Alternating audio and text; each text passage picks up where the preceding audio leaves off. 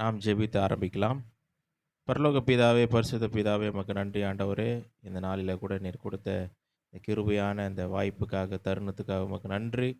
தொடர்ந்து அப்பா அந்த ரோமர் புத்தகத்தை நாங்கள் தியானிக்கவும், அநேக சத்தியங்களை இதன் மூலமாய் நாங்கள் அறிந்து கொள்ளவும் கர்த்தாவே நீர் கிருபை பாராட்டுகிறீர். அதற்கு உமக்கு நன்றி ஆண்டவரே.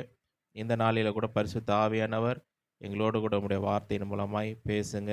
சத்தியங்களை கற்றுக் கொடுங்க. நீர் ஆளுகை செய்யுங்க.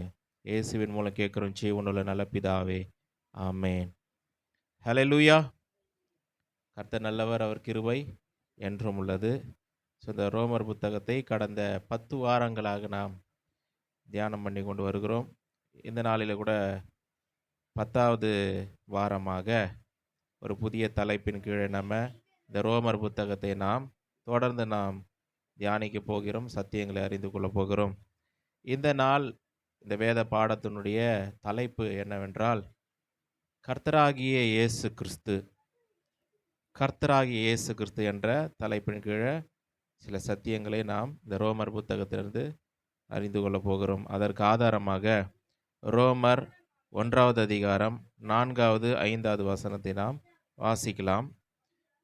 இயேசு கிறிஸ்துவை குறித்து தேவன் தம்முடைய தீர்க்கதரிசிகள் மூலமாய் பரிசுத்த வேதாகமங்களில் முன்னே தம்முடைய சுவிசேஷத்தை பற்றி வாக்குத்தத்தம் பண்ணினபடி, கர்த்தராகி இயேசு கிறிஸ்துவானவர் மாம்சத்தின்படி தாவீதின் சந்ததியில் பிறந்தவரும், பரிசுத்தமுள்ள ஆவியின்படி தேவனுடைய சுதன் என்று மரித்தோரிலிருந்து உயிர்த்தெழுந்ததினாலே பலமாய் ரூபிக்கப்பட்ட தேவகுமாரனுமாய் இருக்கிறார் என்று வேதவசனம் சொல்லுகிறது. நாம் ஆராதிக்கிற தேவன் அவர் எப்படிப்பட்ட தேவன் அப்படின்னா, பைபிள் சொல்லுது ரோமர் புத்தகத்தில், அவர் மாம்சத்தின்படி தாவீதின் சந்ததியில் பிறந்தவர். அதை நம்ம பார்த்தோம் போன வாரத்தில். மாம்சத்தின்படி தாவீதின் சந்ததியில் பிறந்தவர். பரிசுத்த ஆவியின்படி, ஆவிக்குரிய பகுதி ஒன்று இருக்குது. பரிசுத்த ஆவியின்படி அவர் தேவனுடைய சுதன், தேவனுடைய குமாரனாய் இருக்கிறார் என்றும் நம்ம பார்த்தோம். அது மாத்திரமல்ல, நம்ம ஆராதிக்கிற நம்முடைய ஆண்டவராக இயேசு கிறிஸ்து அவர் மாம்சத்தின்படி தாவீதின் சந்ததியில் பிறந்தவர் மாத்திரமல்ல, அவர் தேவ குமாரன் மாத்திரமல்ல, அவர் கர்த்தராகிய இயேசு கிறிஸ்து. அவர் எப்படிப்பட்டவராக இருக்கிறார்? கர்த்தர், நம்முடைய ஆண்டவராக அவர் இருக்கிறார். இந்த 3 முக்கியமான காரியங்கள் அடிப்படையில் தான் கிறிஸ்தவ மதமே, கிறிஸ்தவ மார்க்கமே இருக்குது. என்னென்னா, நம்முடைய ஆண்டவராக இயேசு கிறிஸ்து எப்படி இருக்கிறாருன்னா, அவர் இயேசு என்பது எதை குறிக்குதுன்னா, அவர் மனுஷனாக பூமிக்கு வந்தார். அதுதான் அந்த இயேசுன்ற அந்த வார்த்தையினுடைய அந்த அர்த்தம். மனுஷனாக பூமிக்கு வந்து நம்மை பாவத்திலிருந்து ரட்சித்தார். இயேசு என்றாலே அந்த வார்த்தையினுடைய அர்த்தம், அந்த பெயருடைய அர்த்தம் என்னென்னா, பாவத்திலிருந்து ரட்சிக்கிறவர், நம்முடைய பாவங்களை நீக்கி ரட்சிக்கிறவர். அதுதான் அந்த இயேசு என்ற அந்த பெயருடைய அர்த்தம். அவர் மனுஷனாக வந்தது மாத்திரமல்ல, அவர் வந்த நம்முடைய ஆண்டவர் இயேசு கிறிஸ்து அவர் தேவனுடைய குமாரனுமாய் இருக்கிறார். எப்படி இருக்கிறாரு? தேவனுடைய குமாரன். தேவனுடைய குமாரன். அது மாத்திரமல்ல, அவர் நம்முடைய ஆண்டவராக, நம்முடைய கர்த்தராக இருக்கிறார். இந்த இங்கிலீஷ் பைபிளில் இது ரொம்ப அழகாக சொல்லப்பட்டிருக்கிறது. எப்படி வருது அப்படின்னா, இங்கிலீஷ் பைபிளில் ரோமன்ஸ் சாப்டர் 1, 3, 4 வாசித்து பார்த்தோம்னா, the gospel concerning his son who was descended from David according to the flesh and designated Son of God in power according to the Spirit of holiness by his resurrection from the dead அப்படின்னு சொல்லிட்டு கடைசியாக ஒரு line வருது, Jesus Christ அவர் லார்டுன்னு வருது. அப்போ எல்லா விஷயங்களும் சொல்லிட்டு எப்படி சொல்லியது, கடைசியாக முடிக்கும் போது எப்படி முடிக்கிறாங்க? ஜீசஸ் கிரைஸ்ட் அவர் லார்ட். அப்படின்னா மாம்சத்தின்படி தாவீதின் சந்ததியில் பிறந்த நம்முடைய இயேசு கிறிஸ்து. அது மாத்திரமல்ல, பரிசுத்த ஆவியின்படி அவர் பலமாய் ரூபிக்கப்பட்ட தேவனுடைய குமாரனுமாய் இருக்கிற இவர் யாராக இருக்கிறார்? நம்முடைய கர்த்தராக அவர் இருக்கிறார். ஆதி திருச்சபை வந்து எப்படிப்பட்ட ஒரு விஷயத்தை நம்புச்சு அப்படின்னா, இயேசு கிறிஸ்துவானவர் அவர் தேவனுடைய குமாரன் மாத்திரமல்ல, அவர் நம்முடைய கர்த்தர். அதனால தான் வந்து அவங்க சொல்லும் பொழுதே எப்படி சொல்கிறாங்கன்னா, கர்த்தராகிய இயேசு கிறிஸ்து, கர்த்தராகிய இயேசு கிறிஸ்து. வெறும் இயேசு கிறிஸ்து இல்லை, அவர் எப்படி கர்த்தராகிய இயேசு கிறிஸ்து அவர் நமக்கு கர்த்தராக இருக்கிறார். அதுதான் ரொம்ப ரொம்ப முக்கியம். முதல் நூற்றாண்டுல பார்த்தீங்கன்னா, இந்த கர்த்தர்ன்ற வார்த்தைக்கு பெரிய பிரச்சனையே நடந்தது.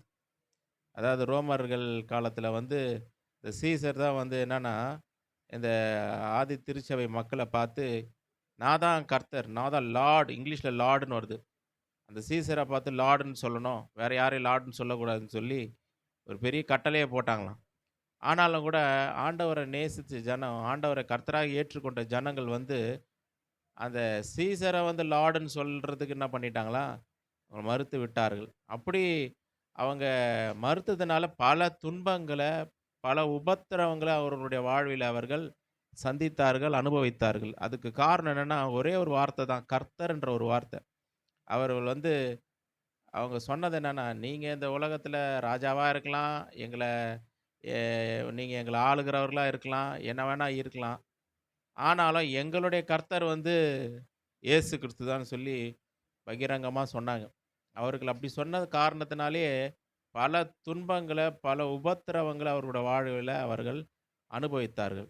இவங்கள ரொம்ப டார்ச்சர் பண்றதுக்கு என்ன பண்ணாங்க, அப்போ இருந்த அந்த ரோம பேரரசெல்லாம் என்ன பண்ணாங்கன்னா, அந்த சீசர வந்து ராஜான்னு சொல்லாததுனால, கர்த்தர்ன்னு லார்டுன்னு சொல்லாததுனால, அவங்கள என்ன பண்ணாங்கன்னா, சிங்கங்கள விட்டு அவர கொல்றதுக்கு என்ன பண்ணுவாங்களாம், சிங்கங்கள அனுப்புவாங்களாம். அப்போ கூட என்ன பண்ணலையாம், அவங்க மனம் தளராம ஆண்டவர வந்து விட்டுக் குடுக்கல. அவர்கள் வந்து இந்த கர்த்தர் என்ற அந்த ஒரு காரியத்துக்காக, கர்த்தர் என்ற அந்த ஒரு வார்த்தைக்காக தங்களுடைய ஜீவனையும் என்ன பண்ணாங்க, நெறைய அநேக ஜனங்கள் வந்து விட்டார்கள். ஆனாலும் இந்த காலகட்டத்தில கர்த்தர் என்ற அந்த ஒரு வார்த்தையினுடைய அர்த்தமும், ஆழமும் அநேக கிறிஸ்தவர்களுக்கு தெரியறதில்ல. அது ரொம்ப சாதாரணமா எடுத்துக்கிறாங்க. கர்த்தராகிய இயேசு கிறிஸ்துன்னு அப்படி சும்மா சாதாரணமா அத எடுத்துக்கிறாங்க. ஆனா நம்ம ஆராதிக்கிறதன் எப்படிப்பட்டவர்? நம்முடைய கர்த்தராக அவர் இருக்கிறார். இந்த கர்த்தர் என்ற ஒரு வார்த்தைக்காக ஜனங்க உயிரெல்லாம் விட்டுருக்கிறாங்க. ஸோ அப்படிப்பட்ட ஒரு மகத்துவமான ஒரு ஒரு பெயர் தான் என்னன்னா கர்த்தர். நம்ம ஆராதிக்கிற ஆண்டவர் நம்முடைய கர்த்தராக அவர் இருக்கிறார். மாம்சத்தின்படி தாவீதினுடைய சந்ததியில பிறந்தவர். அ பரிசுத்த ஆவியின்படி தேவனுடைய குமாரனாய் அவர் இருக்கிறார். அந்த காலகட்டத்தில முதல் நூற்றாண்டெல்லாம் பார்த்தீங்கன்னா, யூதர்கள் மத்தியில இயேசுவை ஏற்றுக்கொள்கிறார்கள். இயேசுவ ஏற்றுக்கொள்றாங்க. எப்படி ஏற்றுக்கொள்றாங்க? மனுஷனா ஏத்துக்கிறாங்க. இந்த இயேசு கிறிஸ்து வந்து தாவீதினுடைய சந்ததியில பிறந்தாரு. அவர் மனிதனா இருக்கிறாரு. நல்ல காரியங்கள செய்றாரு, நன்மைய செய்றாரு, ஊழியங்கள செய்றாரு, போதிக்கிறாரு. இத வரைக்கும் என்ன பண்றாங்க? யூதர்கள் ஏற்றுக்கொள்றாங்க. ஆனா ஒரு ஸ்டெப் மேல போயி, அவர வந்து மேசியா என்று என்ன பண்ணல? ஏற்றுக்கொள்ளல. கிறிஸ்து என்று அவர் என்ன பண்ணல? ஏற்றுக்கொள்ளல. மேசியா கிடையாது. அவர் கிறிஸ்து கிடையாது. கிறிஸ்து ஒருத்தர் வருவாரு, மேசியா ஒருத்தர் வருவாருன்னு சொல்லி நம்பிக்கிட்டு இருந்தாங்க. அவங்களுடைய நம்பிக்கைலாம் என்னன்னா, கிறிஸ்து வரும்பொழுது ரொம்ப அவர் வந்து கிராண்டா வருவாரு. ரொம்ப சிறப்பானவராக வருவாரு. வல்லமை நிறைந்தவரா வருவாரு. இந்த ரோம பேரரசெல்லாம் வந்து அழித்து ஒரு பெரிய ராஜ்யத்த வந்து நிறுவுவாருன்னு சொல்லி என்ன பண்ணாங்க, அவர்கள் நம்புனாங்க. ஆனா கிறிஸ்து எப்படிப்பட்டவரா இந்த உலகத்தில வருவாரு, எப்படிப்பட்ட காரியங்களை அனுபவிப்பார் என்பதை என்ன பண்ணல, அவர்கள் அறிந்து கொள்ளவில்லை, புரிந்து கொள்ளவில்லை. ஆண்டவர் வந்து பல சந்தர்ப்பங்கள்ல இந்த யூதர்கள்ட்ட பேசுறாரு. பரிசேயர்கள்ட்டலாம் பேசுறாரு. அவர் கேட்கிற கேள்விகளுக்கெல்லாம் அவர்களால என்ன பண்ண முடியல? பதில் சொல்ல முடியல. தன்னை வந்து கர்த்தர், ஆண்டவர்ன்னு சொல்லிட்டு சொல்ல வராரு.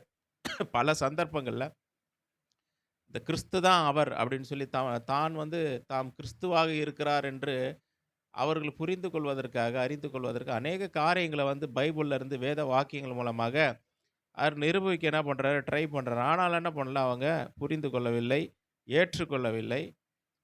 ஆனா அவர் அவர் கேட்கிற கேள்விகளுக்கு என்ன பண்ண முடியல? பதில் சொல்ல முடியல. அப்படிப்பட்ட ஒரு சம்பவம் இங்க நடக்குது பாருங்க. மத்தேயுவின் சுவிசேஷ புத்தகம் 22வது அதிகாரம். மத்தேயு 22 41ல ஆண்டவர் கேட்கிறாரு.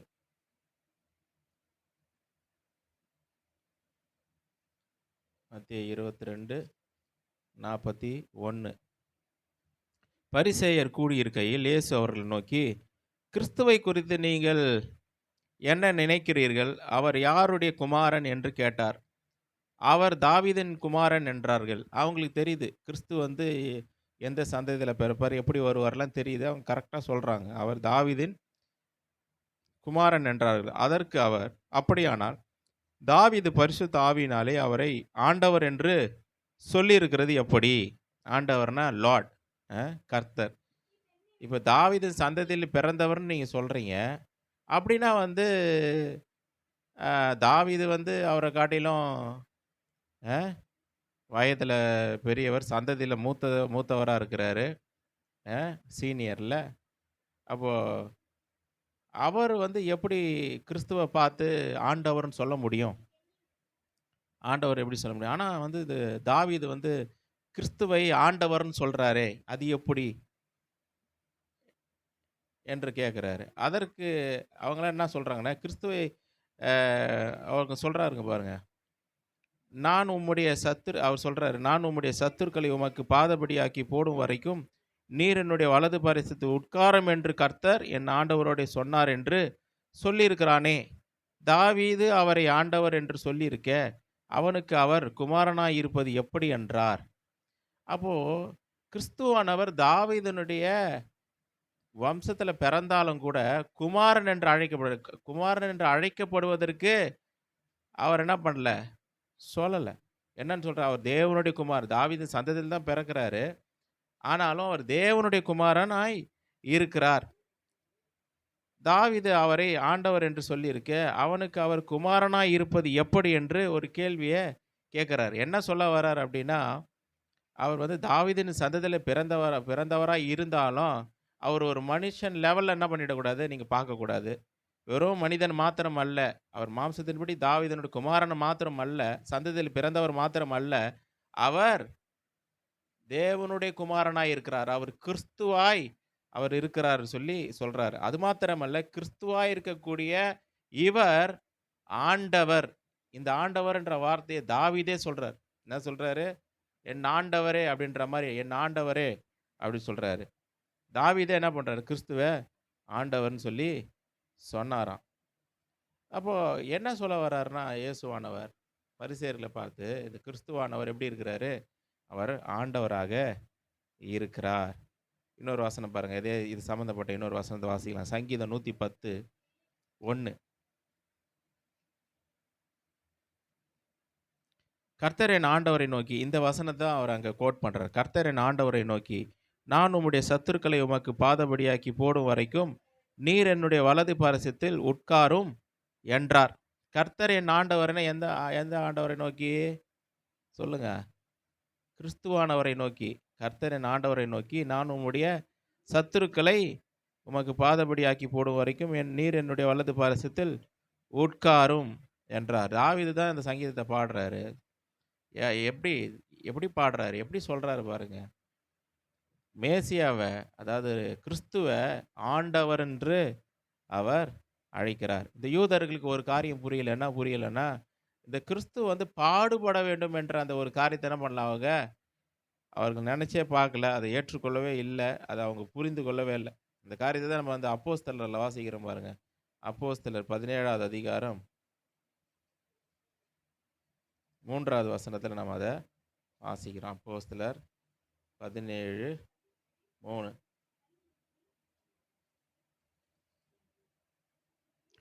கிறிஸ்து பாடுபடவும், மரித்தோரிலிருந்து எழுந்திருக்கவும் வேண்டியதென்று நான் உங்களுக்கு அறிவிக்கிற இந்த இயேசுவே கிறிஸ்து என்றும் காண்பித்து திருஷ்டாந்தப்படுத்தினான். இந்த பவுலுடைய மோஸ்ட்லி அவர் எப்படிப்பட்ட டீச்சிங் பண்றாரு அவரு?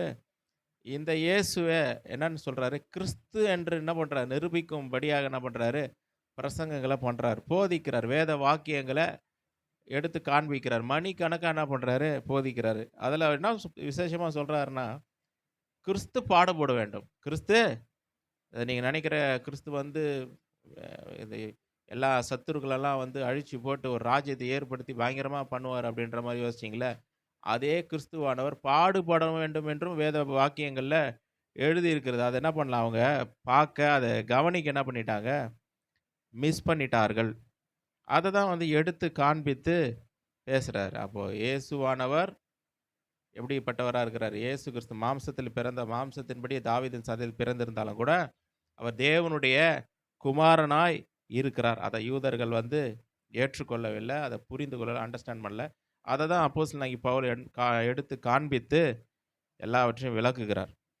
இப்போ இந்த கிறிஸ்து என்று சொல்லும் பொழுது அபிஷேகம் பண்ணப்பட்டவர். கிறிஸ்து என்று சொன்னால் என்ன அர்த்தம்? அபிஷேகம் பண்ணப்பட்டவர் என்று அர்த்தம். நீங்கள் பழைய ஏற்பாட்டில் நம்ம வாசித்து பார்த்தோம்னா, அபிஷேகம் யாருக்கெல்லாம் பண்ணியிருந்தாங்க? யாருக்கெல்லாம் அபிஷேகம் யாரெல்லாம் அபிஷேகம் பண்ணப்பட்டார்கள்? ராஜாக்கள் அபிஷேகம் பண்ணப்பட்டார்கள், தீர்க்கதரிசிகள் அபிஷேகம் பண்ணப்பட்டார்கள், ஆசாரியர்கள் அபிஷேகம் பண்ணப்பட்டார்கள். அபிஷேகம் பண்ணப்படும் பொழுது என்ன பண்ணுறாங்க? அந்த ஆயில் என்ன பண்ணுறாங்க? அவர்களுக்கு ஊற்றப்படுகிறது. எண்ணெய் ஊற்றி என்ன பண்ணுறாங்க? அபிஷேகம் பண்ணுறாங்க. அந்த எண்ணெய் எதை காண்பிக்கிறதுனா, பரிசுத்த ஆவியானவரை காண்பிக்கிறது. இந்த 3 பேருடைய அபிஷேகம், ஆசாரியர்களுக்கான அபிஷேகம், தீர்க்கதரிசிகளுக்கான அபிஷேகம், ராஜாக்களுக்கான அபிஷேகம். இந்த அபிஷேகத்தை ஒரு விதத்தில் யாரை குறிக்கிறது அப்படின்னா, அதுவும் கிறிஸ்துவானவரை குறிக்கிறது. மேசியாவாக இருக்கக்கூடியவரை குறிக்கிறது. இப்போ இந்த கிறிஸ்துவானவரை எடுத்துக்கிட்டோம் அப்படின்னா, 3 விதமான அபிஷேகமும் அவருக்குள்ள இருக்கிறத நம்ம என்ன பண்ணுறோம்? பார்க்கிறோம். அதுதான் அபிஷேகம் பண்ணப்பட்டவர். எப்படி பார்க்குறோம் நம்ம? அவர் இந்த பூமியில் இருக்கும்போது எப்படிப்பட்ட ஊழியத்தை செஞ்சார்? தீர்க்க தரிசன ஊழியத்தை செய்கிறார். ஒரு ப்ரொஃபட்டிக் மினிஸ்ட்ரி பண்ணுறாரு. பாருங்கள், அந்த மலை பிரசங்கத்தில் என்ன பண்ணுறாரு? வேத வாக்கியங்களை எடுத்து தீர்க்க தரிசன ஊழியங்களை அவர் என்ன பண்ணுறாரு? செய்கிறார். தீர்க்க தரிசன ஊழியத்தை செய்கிறார். தீர்க்க தரிசிக்கான அந்த அபிஷேகம் அவர் மேலே இருந்தது. அதே போல் பாருங்கள், இதெல்லாம் கிறிஸ்துவானவருக்குள்ளே இருக்கிறத நம்ம பார்க்க முடிகிறது. ஆசாரியர்களுக்கான அபிஷேகம், அவரை பற்றி சொல்லப்படும் பொழுது எப்படி சொல்லியிருக்குதுன்னா, பைபிளில் பிரதான ஆசாரியனாய் இருக்கிறார். நம்முடைய பாவங்களுக்காக பரலோகத்தில் என்ன பண்ணார்? தம்முடைய இரத்தத்தை கொண்டு போய் பிதாவுக்கு முன்பதாக கொடுத்து நம்முடைய பாவங்களை நீக்கி கழுவி நமக்காக பரிந்து பேசி கொண்டிருக்கிற ஒரு பிரதான ஆசாரியராக தேவனுடைய சமூகத்தில் என்றென்றைக்குமாய் மெல்கிசேதேக்கின் முறைமையின்படியான ஒரு பிரதான ஆசாரியனாய் அவர் இருக்கிறார் என்று வேத வசனம் சொல்லுகிறது. அப்போ அந்த ஆசாரியனுக்கான அபிஷேகம் அவரிடத்துல இருக்குது. அதே போல பாருங்க, ராஜாக்களுக்கான அபிஷேகமும் அவரிடத்துல இருப்பதை நம்ம பார்க்குறோம். ராஜாக்கள்னா என்ன? அதிகாரம், ஆளுகை, இப்படிப்பட்ட அபிஷேகம் அவருக்குள்ளே இருக்கிறத நம்ம பார்க்குறோம். எங்கே பார்க்கலாம்? காற்றையும் கடலையும் என்ன பண்ணுறாரு? அவர் அதட்டுறார்.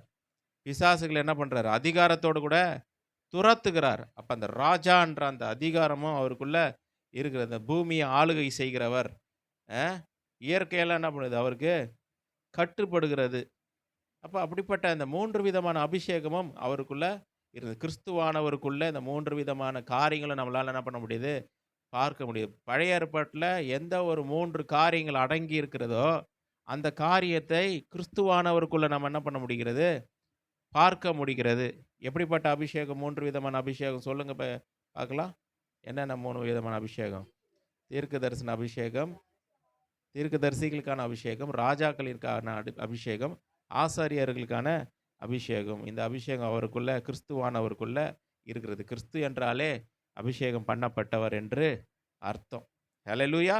இந்த நியாய பிரமாணங்களும் வேத வாக்கியங்களும் யாரை பற்றி தான் சொல்லுது? அதிகமாக கிறிஸ்துவானவரை பற்றி சொல்லுகிறது. இந்த கிறிஸ்துவானவர் மாம்சத்தின்படி தாவீதின் சந்ததியில் பிறந்தவர். அவர் இயேசு என்று சொல்லும் பொழுது மாம்சத்தின்படி மனிதனாக இருக்கிறார். அதே போல் அவர் கிறிஸ்துவாயும் இருக்கிறார். யூதர்கள் இயேசுவை ஏற்றுக்கிட்டாங்க, ஆனால் அவர் தான் கிறிஸ்து என்று அவர்கள் ஏற்றுக்கொள்ளவில்லை. இன்னும் கூட பாருங்கள், இயேசுவாக இருக்கிறார், கிறிஸ்துவாக இருக்கிறார். இயேசு கிறிஸ்து அவர் தான். அதை பல விதங்கள் என்ன பண்ணுறார்? நிரூபிக்கிறார். அது மாத்திரமல்ல, இந்த இயேசுவாக இருக்கக்கூடியவர், கிறிஸ்துவாக இருக்கக்கூடியவர் நமக்கு எப்படிப்பட்டவராகவும் இருக்கிறார்? கர்த்தராகவும் என்ன பண்ணுறாரு?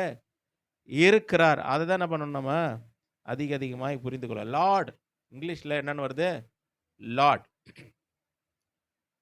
கர்த்தர். கர்த்தர்னா இங்கிலீஷில் லார்ட், ஆண்டவர், கர்த்தர் அப்படின்னு சொல்லலாம். இந்த லார்டுன்ற அந்த வார்த்தை பார்த்தீங்கன்னா எபிரேய மொழியில் அப்படின்னு வருது ஜெஹோவா. என்னென்னு வருது? ஜெஹோவா, நித்திய தேவன்.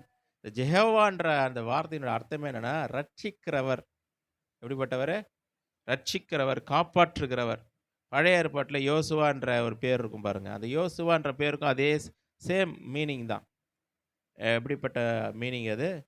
ரட்சிக்கிறவர். யோசுவா என்ன பண்ணார்? இஸ்ரவேல் ஜனங்களை அவர்கள மீட்டு அந்த கானான் தேசத்துக்குள்ள என்ன பண்றாரு? கொண்டு போறாரு. ஒரு மனிதனா, ஒரு இரட்சகனைப் போல என்ன பண்ணாரு? இந்த யோசுவாவ அவர் வைத்தார். அப்போ இயேசு கிறிஸ்துவும் அதே மீனிங் தான். அவர் எதிலிருந்து ரட்சிக்கிறவர்? பாவத்திலிருந்து நம்மை ரட்சித்து, நமக்கு நித்திய ஜீவனை என்ன பண்றாரு? அவர் கொடுக்கிறார்.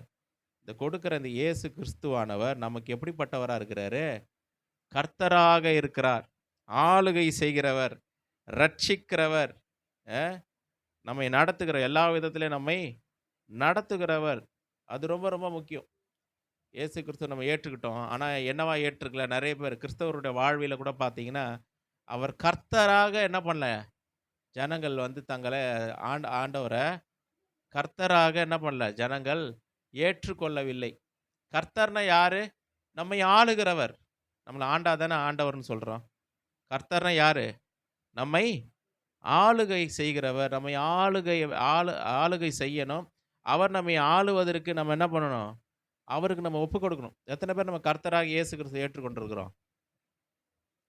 அவர் கர்த்தர்னா, அவர் தான் நம்மை ஆள வேண்டும். உலகம் நம்மை ஆளக்கூடாது. பாவம் நம்மை ஆளக்கூடாது. யார் தான் நம்மள ஆளணும்? இந்த உலகத்தில நம்ம சும்மா இருந்தா பாவம் தானா வந்து ஆளுகை செய்யும். ஆனா கர்த்தர் நம்மை ஆளுகை செய்ய ஆளுகை செய்ய வேண்டுமா, நம்ம தான் என்ன பண்ணணும்? ஆண்டவருக்கு ஆண்டவரே நீர் தான் என்னுடைய ஆண்டவர். நீர் தான் என்னுடைய கர்த்தர். நீர் என்னை ஆளுகை செய்யுங்கன்னு சொல்லி நம்ம என்ன பண்ணணும்? ஆண்டவருக்கு சரண்டர் பண்ணணும், ஒப்புக் கொடுக்கணும். அதுதான் கர்த்தராகிய இயேசு கிறிஸ்து என்ற அந்த வார்த்தையினுடைய அர்த்தம். அவர் நம்ம என்ன பண்ணணும்? ஆளுகை செய்யணும். அவர் பாருங்க 2 விதத்தில கர்த்தரா இருக்கிறார். 2 விதத்தில கர்த்தரா இருக்கிறார். ஒரு விதம் வந்து பாருங்க, அத நம்ம வாசிக்கலாம். எபேசியர்ல பார்த்தீங்கன்னா, 1வது அதிகாரத்திலிருந்து 1வது அதிகாரம் 20வது வசனத்திலிருந்து வாசிக்கிறோம். எபேசியர் 1வது அதிகாரம் 20வது வசனத்திலிருந்து வாசிக்கிறேன் பாருங்க. எல்லா துரைத்தனத்துக்கும், அதிகாரத்துக்கும், வல்லமைக்கும், கர்த்தத்துவத்துக்கும் இம்மையில் மாத்திரமல்ல, மறுமையிலும் பேர் பெற்றிருக்கும் எல்லா நாமத்துக்கும் மேலாய் அவர் உயர்ந்திருக்கத்தக்கதாக உயர்ந்திருக்கத்தக்கதாக அவரை உன்னதங்களில் தம்முடைய வலது பாரசத்தில் உட்காரும்படி செய்து, எல்லாவற்றையும் அவருடைய பாதங்களுக்கு கீழ்ப்படுத்தி, எல்லாவற்றையும் எல்லாவற்றாலும் நிரப்புகிறவருடைய நிறைவாகிய சரீரமான சபைக்கு அவரை எல்லாவற்றிற்கும் மேலான தலையாக தந்தருளினார். பாருங்க. அப்ப எல்லாவற்றுக்கும் அ எல்லா துரைத்தனத்துக்கும், அதிகாரத்துக்கும், வல்லமைக்கும், கர்த்தத்துவத்துக்கும் இம்மையில் மாத்திரமல்ல, மறுமையிலும் பேர் பெற்று இம்மையில் மாத்திரம் அல்ல, மறுமையிலும் பேர் பெற்றிருக்கும் எல்லா நாமத்திற்கும் மேலாய் அவர் அவர் உயர்ந்திருக்கத்தக்கதாக உன்னதங்களில் தம்முடைய வலது பார்சத்தில் உட்காரும்படி செய்து, எல்லாவற்றையும் அவருடைய பாதங்களுக்கு கீழ்ப்படுத்தி, அப்போ அவர் எல்லாவற்றுக்கும் ஆண்டவரா இருக்கிறார். அது பூமிக்கு மாத்திரமல்ல, பூமிக்கு கீழ மாத்திரமல்ல, பூமிக்கு மேல எல்லா இடத்துலயும் அவர் எப்படிப்பட்டவரா இருக்கிறாரு? மேலான நாமம் உடையவராக இருக்கிறார். அதுதான் கர்த்தர். நம்ம ஆராதிக்கிற இயேசு கிறிஸ்து எல்லா நாமத்திற்கும் மேலான நாமம் உடையவர். அவர் ஆளுகை செய்கிறவர். அவர் கர்த்தராக இருக்கிறார். இந்த கர்த்தரை தான் நம்ம என்ன பண்றோம்? சேவிக்கிறோம், ஆராதிக்கிறோம். பிலிப்பியர்ல கூட வாசிக்கலாம் பாருங்க. பிலிப்பியர் 2வது அதிகாரம் 5லிருந்து பாருங்க. கிறிஸ்து இயேசுவில் இருந்த சிந்தையே உங்களில் இருக்க கடவுது. அவர் தேவனுடைய ரூபமாய் இருந்தும் தேவனுக்கு சமமாய் இருப்பதை கொள்ளையாடின பொருளாக எண்ணாமல் தம்மை தாமே வெறுமையாக்கி அடிமையின் ரூபம் எடுத்து மனுஷர் சாயலானார். அவர் மனுஷ ரூபமாய் காணப்பட்டு மரண பரியந்தம், அதாவது சிலுவையின் மரண பரியந்தமும் கீழ்ப்படிந்தவராகி தம்மை தாமே தாழ்த்தினார். ஆதலால் தேவன் எல்லாவற்றுக்கும் மேலாக அவரை உயர்த்தி, எல்லாவற்றுக்கும் மேலாக என்ன பண்ணிட்டாராம்? தேவன் இயேசு கிறிஸ்துவ உயர்த்தி, அவர் கர்த்தர் என்ற அந்த நாமத்தை கொடுத்திருக்கிறார். இயேசுவின் நாமத்தில் வானோர், பூதலத்தோர், பூமியின் கீழானுடைய முழங்கள் யாவும் முழங்கும் படிக்கும் பிதாவாகிய தேவனுக்கு மகிமையாக இயேசு கிறிஸ்து கர்த்தர் என்று, அவர்தான் கர்த்தர், அவர்தான் ஆளுகை செய்கிறவர். நாவுகள் யாவும் அறிக்கை பண்ணும்படிக்கும் எல்லா நாமத்திற்கும் மேலான நாமத்தை அவருக்கு தந்தருளினார். ஹல்லேலூயா. நம்மை ஆளுகை செய்கிறவர் யாரு? ஆண்டவராகிய இயேசு கிறிஸ்து. அவர்தான் நம்மை ஆளுகை செய்ய வேண்டும்.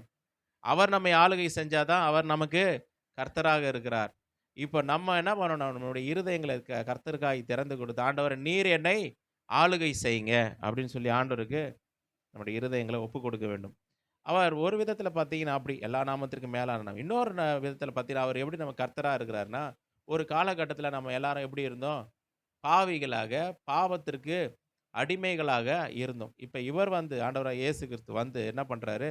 தம்முடைய இரத்தத்தினால நம்முடைய விலைக்கிரயமாய் நம்ம வாங்கி, அவருடைய அடிமைகளாய் இருந்த நம்மை நம்மை விலைக்கிரயமா இரத்தத்தை கொடுத்து வாங்கி, அவருடைய அவருக்கு சொந்தமானவர்களாக நம்ம என்ன பண்ணிட்டாரு? மாத்திட்டாரு. இப்ப நம்ம கொடுமையான ஒரு ஒரு எஜமான் கிட்ட இல்ல. நல்ல ஒரு எஜமான் கிட்ட இருக்கிறோம். அந்த காலகட்டத்தில பார்த்தீங்கன்னா, ரோமர் புத்தகம் எழுதப்பட்ட அந்த காலம்லாம் பார்த்தீங்கன்னா, அடிமைகள் வந்து பரவலாக வாழ்ந்த ஒரு காலம். அடிமைகள வந்து ச மார்க்கெட்டுக்கு போய் கத்திரிக்காய், வெண்டைக்காய் வாங்குற மாதிரி, இந்த அடிமைகள காசு குடுத்து என்ன பண்ணிடலாம்? வாங்கிரலாம். சில கொடுமையான, கொடூரமான எ எஜமான்களா இருந்தா என்ன பண்ணுவாங்க? கொடூரமா என்ன பண்ணுவாங்க? அந்த அடிமைகளை நடத்துவார்கள். ஆனா, நம்முடைய ஆண்டவர் வந்து பாருங்க அந்த பாவத்திலிருந்து, உலக வாழ்க்கையிலிருந்து, பாவத்தினுடைய கொடுமையிலிருந்து நம்மை விலைக்கிரயமாய் வாங்கி, தம்முடைய ஜீவன நமக்கு கொடுத்து, அவருக்கென்று நம்ம வாழ்வதற்கு பரிசுத்தப்படுத்தி, நமக்கு எல்லாவற்றையும் நமக்கு கொடுத்து, எல்லா நன்மைகளையும், ஆசீர்வாதங்களையும் கொடுத்து, நம்மை ஆளுகை செய்யக்கூடிய நல்ல ஒரு கர்த்தராக, நல்ல ஆண்டவராக அவர் இருக்கிறார். ஹல்லேலூயா! நாம இப்ப அவருக்கு சொந்தமானவர்களாய் மாறிட்டோம். இப்ப நமக்கு யார் தான் ஆண்டவரா இருக்கிறது? இயேசு தான் நமக்கு ஆண்டவராக இருக்கிறார். இயேசு தான் நமக்கு கர்த்தராக இருக்கிறார். நம்ம ரட்சிக்கப்படும் பொழுது நம்முடைய வாழ்க்கையில என்ன நடந்தது? நான் நான் ஒரு பாவி. இயேசுவ நான் என்ன பண்ணியிருக்கிறேன்? என் சொந்த இரட்சகராக நான் என்ன பண்ணியிருக்கிறேன்? ஏற்றுக்கொண்டுட்டேன் அப்படின்னு சொல்லுவாங்க. எத்தனை பேர் இயேசுவ இரட்சகராக ஏற்றுக்கொண்டிருக்கிறீங்க? ஹல்லேலூயா! இயேசுவ நெறைய பேர் இரட்சகராக ஏற்றுக்கொண்டிருக்கிறோம். ஏன்னா, என் பாவத்த கழுவி சுத்திகரிச்சு, என்னை பரிசுத்தப்படுத்தி, எனக்கு நித்திய ஜீவனை கொடுக்கிறவர் அவர்தான். பரிசுத்தமான வாழ்க்கைக்குள்ள நடத்துகிறவர் அவர்தான். அதனால அவர் என்னுடைய இரட்சகர் என்று நம்ம என்ன பண்றோம்? ஏற்றுக்கொள்றோம். ஆனா, ஒரு காரியத்த நம்ம மறந்துடுறோம். அவர் இரட்சகராக மாத்திரம் நம்ம ஏற்றுக்கொள்றதில்ல. எப்படியாகவும் ஏற்றுக்கொள்கிறோம்? அவரை கர்த்தராகவும் நம்ம ஏற்றுக்கொள்கிறோம். அவரை நாம் ஆண்டவராகவும் நம்ம என்ன பண்றோம்? ஏற்றுக்கொள்றோம். வெறும் இரட்சகர் மட்டும் இரட்சகராக நம்ம ஏற்றுக்கொண்டுட்டா, என் பாவத்த கழுவி விட்டார், எல்லாம் பண்ணிட்டாரு. இப்ப நானு ஒரு டேஞ்சர் ஜோன்ல இருந்தேன். இப்ப நான் வந்து என்ன பண்ணிட்டேன்? சேஃப் ஜோன் வந்துட்டேன். அப்பா! கடவுள் நம்மள காப்பாத்தி விட்டாரு. இனிமே என் வாழ்க்கைய பார்த்து நான் வாழ்றேன். நான் நினைக்கிற மாரி ஏதோ நான் வாழ்றேன். அப்படி கிடையாது. அவர் என்ன ரட்சித்திருக்கிறார். சேஃப் ஜோனுக்கு வந்ததெல்லாம் உண்மதான். ஆனாலும், இப்ப எனக்கு அவர் கர்த்தராகவும் இருக்கிறார். அவர் தான் என்ன பண்ணணும்? நடத்தணும். என் வாழ்க்கைய நானே நடத்திக் கொள்ள முடியாது. நான் ஆசைப்படுறத நானே செய்து கொள்ள முடியாது. அவருடைய விருப்பத்தின்படி, அவருடைய சித்தத்தின்படி நான் காரியங்களை செய்ய வேண்டும் என்று வேதவசனம் சொல்லுகிறது. கொலோசியர்ல வந்து வாசிச்சு பார்த்தீங்கன்னா, கொலோசியர் 2வது அதிகாரம் 6வது வசனம் சொல்லுது. கொலோசியர் 2:6. ஆகையால் நீங்கள் கர்த்தராகிய கிறிஸ்து இயேசுவை ஏற்றுக்கொண்டபடியே, நம்ம ஏற்றுக்கொள்ளும் பொழுது நம்ம எப்படி அவரை ஏற்றுக்கொள்றோம்? வெறும் இரட்சகராக மாத்திரம் அல்ல, எப்படியாக ஏற்றுக்கொள்கிறோம் நம்ம அவர? கர்த்தராக ஏற்றுக்கொள்கிறோம். ஆகையால் 2:6 கொலோசியர். ஆகையால் நீங்கள் கர்த்தராகிய கிறிஸ்து இயேசுவை ஏற்றுக்கொண்டபடியே, நம்ம நம்ம ஏற்றுக்கொண்ட நம்முடைய இயேசு கிறிஸ்துவானவர் எப்படிப்பட்டவர்? நம்முடைய கர்த்தராக இருக்கிறார். அதை நம்ம அங்கீகரிக்கணும். நீங்கள் கர்த்தராகிய கிறிஸ்து இயேசுவை ஏற்றுக்கொண்டபடியே, அவருக்குள் வேறு கொண்டவர்களாகவும், அவர் மேல் கட்டப்பட்டவர்களாகவும், அவருக்குள் நடந்து கொண்டு நீங்கள் போதிக்கப்பட்டபடியே விசுவாசத்தில் உறுதிப்பட்டு ஸ்தோத்திரத்தோட அதிலே பெருகுவீர்களாக. நம்ம ஏற்றுக்கொள்ளும் பொழுதே ஆண்டவரை கர்த்தராக தான் என்ன பண்ணுறோம்? நம்ம ஏற்றுக்கொள்கிறோம். அவர் நம்ம என்ன பண்ணணும்? ஆளுகை செய்ய வேண்டும். அவர் நம்மை நடத்த வேண்டும். ஓகே, பாருங்க, இன்னொரு வசனத்தை வாசிக்கலாம் பாருங்க. அப்போஸ்தலர் 26வது அதிகாரம் 15வது வசனம். அப்போஸ்தலர் 26:15.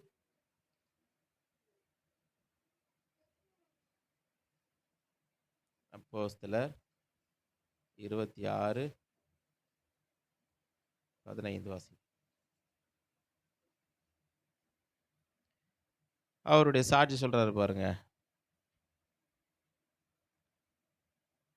அப்பொழுது நான் ஆண்டவரே, அகிரிப்பா முன்பதாக சொல்றாருல சாட்சி. அப்பொழுது நான் ஆண்டவரே, நீர் யார் என்றேன். அதற்கு அவர், நீ துன்பப்படுத்துகிற இயேசு நானே. இப்பொழுது நீ எழுந்து காலூன்றி நில். நீ கண்டவைகளையும் நான் உனக்கு தரிசனமாகி காண்பிக்கிற போகிறவைகளையும் குறித்து உன்னை ஊழியக்காரனாகவும் சாட்சியாகவும் ஏற்படுத்துறதுக்காக உனக்கு தரிசனமானேன். அப்போ ஆண்டவர் என்ன பண்றாரு? யாருக்கு முன்பதாக தரிசனமாகுறாரு? சொல்லுங்க. ஆ? பவுலுக்கு முன்பதாக தரிசனமாகுறாரு. எதுக்காக? ஒரு வேலைய அவருக்கு குடுக்குறாரு. என்ன வேலைய குடுக்குறாரு? உன்னை ஊழியக்காரனாகவும், சாட்சியாகவும் ஏற்படுத்துறதுக்காக உனக்கு தரிசனமா சாட்சின்னா சும்மா சாதாரணமான ஒரு சாட்சி இல்ல. ரட்சிக்கப்பட்டேன். இனிமே நான் கடவுளுக்காக தான் வாழப் போறேன். நான் சாட்சி உள்ள ஒரு ஜீவியம் செய்றேன். அந்த மாதிரியான சாட்சி இல்ல இது. சாட்சின்னா என்னன்னா, நான் ஒரு அப்போஸ்தலருக்கான அடையாளம் என்னன்னா, உயிரோடு கூட எழுந்த கிறிஸ்துவ என்ன பண்ணணும்? நம்ம நம்முடைய கண்கள்ல பார்த்துருக்கணும். யார் வந்து அவர் வந்து உயிரோடு கூட எழுந்திருக்கிறத நேரடியாக தரிசிக்கிறார்களோ, அவர்கள் தான் அப்போஸ்தலர்கள். அந்த காலகட்டத்தில வந்து பார்த்தீங்கன்னா, இயேசுவ யார் முகமுகமா உயிர்த்தெழுந்த இயேசுவ முகமுகமா யார் தரிசித்தார்களோ, அவர்கள தான் வேதம் வந்து அப்போஸ்தலர் சொல்லி அழைக்குது. ஆனா, இவர் இயேசு கிறிஸ்து வந்து அவர் உயிரோட கூட எழுந்து எல்லாம் போனதுக்கு அப்புறம் ரொம்ப நாள் கழிச்சு தான் என்ன பண்றாரு? பவுலே வந்து வராரு. அப்ப இயேசு அவர பார்க்கறதுக்கான சூழ்நிலை, சந்தர்ப்பங்கள்லாம் ரொம்ப கம்மி. ஆனாலும் இவர ஊழியக்காரரா ஏற்படுத்துறதுக்காக, அப்போஸ்தலனாக ஏற்படுத்துறதுக்காக என்ன பண்றாரு? அந்த ஒரு டிமாண்ட வந்து கம்ப்ளீட் பண்றாரு இயேசு கிறிஸ்து. எப்படி? அவருக்கு முன்பதாக தரிசனமாகிறார். அப்ப இப்ப எப்படிப்பட்ட சாட்சியா மாறிட்டாரு? இயேசுவ அ தரிசித்த ஒரு சாட்சியாக அவர் என்ன பண்றாரு?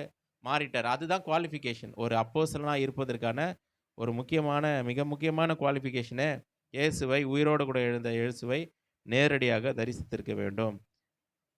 சாட்சியாக ஏற்படுத்துவதற்காக ஊழியக்காரனாகவும் சாட்சியாக ஏற்படுத்துவதற்காக உனக்கு தரிசனமானேன் சொல்லி சொல்றாரு. இதெல்லாம் எதுக்காக இந்த வேலைய குடுக்குறாரு அப்டின்னா, ஜனங்கள் என்ன பண்ணணும்? கிறிஸ்துவ பக்கமாய் இயேசு கிறிஸ்துவ அண்டையில நடத்துவதற்காக, அவரை கர்த்தராக ஏற்றுக்கொள்வதற்காக இந்த அப்போஸ்தலனாகிய பவுல என்ன பண்றாரு? அவர் பயன்படுத்துகிறார். இந்த அப்போஸ்தலனாகிய பவுல் தான் என்ன பண்றாரு? இயேசுவ கிறிஸ்துன்னு சொல்லி ரொம்ப அதிகமாக நிரூபிக்கக்கூடியவர். அது மாத்திரமல்ல, இந்த இயேசுவாகவும், கிறிஸ்துவாகவும் இருக்கக்கூடியவர் நம்முடைய கர்த்தராக இருக்கிறார் என்று பிரசங்கம் பண்றாரு. நெறைய காரியங்கள வேதத்திலிருந்து போதிக்கிறார். இது கடைசி இந்த வசனத்த வாசிச்சு முடிக்கலாம். ரோமர் 1:7க்கு நம்ம போயிட்டு இந்த வேத பாடத்த நம்ம முடிக்கலாம். ரோமர் 1:7 பாருங்க. தமது நாமத்து நிமித்தம் விசுவாசத்துக்கு கீழ்ப்படியும் பண்ணும் பொருட்டு எங்களுக்கு கிருபையும் அப்போஸ்தல ஊழியத்தையும் அருளிச் செய்திருக்கிறார். அப்ப அப்போஸ்தலனாகிய பவுலுக்கு இந்த அப்போஸ்தல ஊழியத்த கொடுத்ததற்கான முக்கியமான காரணம் என்ன? அப்டின்னா, இந்த இயேசு கிறிஸ்துவானவர் கர்த்தர் என்று எல்லா ஜனங்களும் என்ன பண்ணணும்? அறிந்து கொள்ள வேண்டும். அறிக்கை செய்ய வேண்டும். அந்த லார்ட்ஷிப்க்கு என்ன பண்ணணும்? ஜனங்கள் வரணும். அதுக்கான ஊழியத்த தான் அப்போஸ்தலனாகிய பவுலுக்கு ஆண்டவராகிய இயேசு கிறிஸ்து கொடுத்தார். தமது 7வது வசனம் பாருங்க. 1:7 ரோமர். தமது நாமத்து நிமித்தம் விசுவாசத்துக்கு கீழ்ப்படிய பண்ணும் பொருட்டு. விசுவாசத்துக்கு என்ன பண்ணணுமா? கீழ்ப்படிய வேண்டுமாம். அப்ப விசுவாசத்துக்கு கீழ்ப்படிகிறதுன்னா என்ன? அப்டின்னா, இதுக்கு வந்து பாவம் என்றால் என்ன என்ற அது ஒரு காரியத்த புரிந்து கொண்டோமானால், இந்த விசுவாசத்துக்கு கீழ்ப்படிகிறதுன்றது நமக்கு நல்லா புரிஞ்சிரும். ஏதேன் தோட்டத்தில எப்படிப்பட்ட பாவம் இருந்தது? இன்னைக்கு நம்ம பார்க்குற எல்லா விதமான பாவமும் அங்க இருந்ததுன்னா, இல்ல. என்னதான் இருந்தது? ஏதேன் தோட்டத்தில ஆண்டவர் வந்து ஒரு கட்டளைய குடுத்தார். கர்த்தர் வந்து ஒரு கட்டளைய குடுத்தார். நீ எல்லா பழத்தையும் என்ன பண்ணலாம்? புசிக்கலாம். ஆனா நன்மை, தீமை அறியத்தக்க இந்த கனிய மட்டும் என்ன பண்ணக்கூடாது? புசிக்கக்கூடாது அப்படின்ற ஒரு கட்டளை குடுத்தாரு. அவர் தான் கட்டளை குடுக்கிறவர் இல்ல? கட்டளை குடுத்தாரு. அவருடைய அதிகாரத்தின் கீழ ஆதாம், ஏவாளும் இருக்கிறாங்க. அவர் சொல்றபடி இவங்க கேட்டாகணும். அவர் தான் கர்த்தர். அவர் தான் தேவனாக இருக்கிறார் இவர்களுக்கு. ஆனா இவங்க என்ன சொல்றாங்க?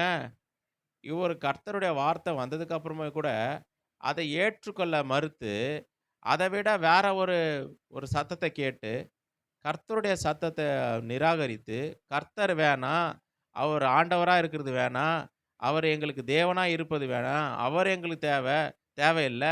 எங்களுக்கு வேற ஒரு காரியம் போதும். வேற ஒரு காரியத்த நாங்க விரும்புகிறோம். எங்களுக்கு இது புடிச்சிருக்குது சொல்லி, வேற ஒரு டைரக்ஷனுக்கு போறாங்க. அதுதான் பாவம். அப்ப பாவம்னா என்னன்ன? தேவனை நிராகரிப்பது, தேவனை விட்டு விடுவது, அவருடைய வார்த்தையை அவமதிப்பது, அவருடைய வார்த்தைக்கு கீழ்ப்படியாமல் போவது. அதுதான் பாவம். கர்த்தருடைய வார்த்தைக்கு கீழ்ப்படியாம போறது தான் என்னது? பாவம். ஏதேன் தோட்டத்தில அதுதான் நடந்தது. அப்ப பாவம்னா என்ன? கர்த்தருடைய வார்த்தைக்கு கீழ்ப்படியாமல் போவது, கர்த்தரை வந்து என்ன பண்றது? ரெஃப்யூஸ் பண்றது. அவர் வேணான்னு சொல்றாரு. கர்த்தரை ரிஜெக்ட் பண்றது தான் பாவம். அவருடைய வார்த்தையை ரிஜெக்ட் பண்றது தான் பாவம். அவர் வார்த்தைக்கு கீழ்ப்படியாம போவது தான் என்னது? பாவம். ஆனா ரட்சிப்புல என்ன நடக்குது? ரட்சிப்புல என்ன நடக்குது? நம்ம ரட்சிக்கப்படும் பொழுது, என்னை ரட்சிக்கிறவர் என் இயேசு கிறிஸ்து. என்னை பாவத்திலிருந்து ரட்சித்து, என்னை மீட்டெடுத்து, எனக்கு பரிசுத்தமான வாழ்க்கையை கொடுக்கிறவர் இந்த இயேசு கிறிஸ்து. இவர் தான் என்ன பண்ணுவாரு? ஆளுகை செய்கிறவர். இவருக்கு நான் கீழ்ப்படிய போறேன் இனிமே. இவருக்கு நான் கீழ்ப்படிய போறேன். இவர் சொல்லுகிற வார்த்தையின்படி நான் நடக்கப் போறேன். இவருடைய சித்தத்தின்படி நான் செய்யப் போகிறேன். அப்போ சால்வேஷன்ல என்ன நடக்குது? ரட்சிப்புல என்ன நடக்குது? தேவனுக்கு நம்ம என்ன பண்றோம்? கீழ்ப்படிகிறோம். தேவனை ஏற்றுக்கொள்கிறோம். பாவம் வந்து தேவனை என்ன பண்ணுது? ரிஜெக்ட் பண்ணுது. ரட்சிப்பு தேவனை ஏற்றுக்கொள்கிறது. பாவம் வந்து தேவனுடைய வார்த்தைக்கு கீழ்ப்படியாமல் போவது. ரட்சிப்பு என்ன பண்ணுது? தேவனுடைய வார்த்தைக்கு கீழ்ப்படிவது. இப்ப புரியுதுங்களா? விசுவாசத்துக்கு கீழ்ப்படியும் பண்ணும் பொருட்டுன்னா என்ன அர்த்தம் அப்படின்னா, மறுபடியும் நீ எந்த ஆண்டவரை வேணான்னு சொன்னியோ, அந்த ஆண்டவருக்கு கீழ்ப்படிந்து நடப்பது வேணான்னு சொன்னியோ, அதே ஆண்டவர் என்ன பண்ற நீ? அந்த வார்த்தையை ஏற்றுக்கொள்ளுகிற, கிறிஸ்துவானவரை ஏற்றுக்கொள்ளுகிற. இந்த பூமியில மனிதனாய் பிறந்த ஏ இயேசு கிறிஸ்துவானவர, அவரை கர்த்தராக நீ என்ன பண்ற? ஏற்றுக்கொள்கிற. இவருக்கு நான் கீழ்ப்படிந்து நடக்க போறேன். இவர் என்னை ரட்சிக்கிறவர். இவர் தான் என்னை ரட்சித்தார். இவர் தான் என்னை பாவத்திலிருந்து விடுதலை பண்ணினார். இவர் தான் என்னை மீட்டுக் கொண்டார். ஒரு காலத்தில் நான் அடிமையா இருந்தேன். இன்னைக்கு என்னை அவர் மீட்டு எடுத்திருக்கிறார். இவருக்காக நான் வாழப் போகிறேன் என்று அவரை ஏற்றுக்கொள்வது. எப்படி ஏற்றுக்கொள்கிறோம்? கர்த்தராக ஏற்றுக்கொள்கிறோம். அவருடைய வார்த்தையின்படி நான் நடக்கப் போகிறேன். பாவம் வந்து அவருடைய வார்த்தையை நிராகரிச்சது. ரட்சிப்பு அவருடைய வார்த்தையை ஏற்றுக்கொள்கிறது. பாவத்தில் என்ன பண்ணிட்டாங்க? அவர் வந்து தேவன் வந்து மனிதனை வந்து எப்படி ஆளுகை செய்வதை நிராகரிச்சாங்க. எப்படி? அவர் வார்த்தையின் மூலமா ஆளுகை செய்யணும்னு நினைச்சார். அவர் வார்த்தையை கொடுத்து இந்த வார்த்தை கீழ்ப்படி அந்த கனியை புசிக்காதன்னு சொல்லி அந்த விதத்தில் அவர்களுக்கு அவர் ஆண்டவரா இருக்கணும்னு சொல்லி விரும்பினாரு. ஆனால் என்ன பண்ணாங்க? நீ ஆண்டவர் இல்ல, எங்களுக்கு வேற ஒரு டைரக்ஷன் இருக்குன்னு சொல்லி அவங்க போனாங்க. ஆண்டவரை ரிஜெக்ட் பண்ணாங்க. அந்த லார்ட்ஷிப் என்ன பண்ணாங்க? ரிஜெக்ட் பண்ணாங்க. ரட்சிப்புல என்ன நடந்தது? ஆண்டவரை ஏற்றுக்கொள்கிறோம். ஆண்டவரை ஏற்றுக்கொள்வது மாத்திரமல்ல, அவருடைய வார்த்தையின்படி நான் நடக்க ஒப்பு கொடுக்கிறேன். அவருடைய சித்தத்தை நான் செய்ய விரும்புகிறேன். அவர்தான் என்னுடைய கர்த்தர். அவர்தான் என்னை ஆளுகை செய்வன் என்று விட்டு கொடுப்பது, அர்ப்பணிப்பது தான் உண்மையான ரட்சிப்பு. ஹல்லேலூயா. ரட்சிக்கப்பட்டுட்டேன், இனிமே பரலோகத்துக்கு போயிடும்ன்றது இல்லை. அவரே நான் ஆளுகை செய்யணும். அவருடைய வார்த்தையின்படி நான் நடக்க வேண்டும் என்று சொல்வது தான் அவரை உண்மையாகவே நாம் கர்த்தராக ஏற்றுக்கொண்டிருக்கிறோம் என்று அர்த்தம். நம்ம ஜெபிக்கலாம். பரலோக பிதாவே, பரிசுத்த பிதாவே, உமக்கு நன்றி ஆண்டவரே. இந்த நாளில் கூட நீர் கொடுத்த இந்த வார்த்தைகளுக்காக, சத்தியத்திற்காக உமக்கு நன்றி. தொடர்ந்து அநேக சத்தியங்களை அப்பா உங்களுடைய வேத வசனத்தின் மூலமாக, விசேஷமாக இந்த ரோமர் புத்தகத்திலிருந்து நாங்கள் கற்றுக்கொள்ள எங்களுக்கு உதவி செய்யுங்க ஆண்டவரே. நாங்கள் உம்மை ஆண்டவரே இரட்சகராகவும் கர்த்தராகவும் ஏற்றுக்கொண்டிருக்கிறோம். உம்முடைய வார்த்தையின்படி நாங்கள் வாழ்வதற்கு, நீரை எங்களை ஆளுகை செய்வதற்கு ஆண்டவரே எங்களை ஒப்புக் கொடுக்கிறோம், அர்ப்பணிக்கிறோம். தொடர்ந்து எங்களை வழிநடத்துங்க, ஆளுகை செய்யுங்க. இயேசுவின் மூலம் கேட்கிறோம் ஜீவனுள்ள நல்ல பிதாவே, ஆமென். ஹல்லேலூயா. God bless you all. Praise the Lord.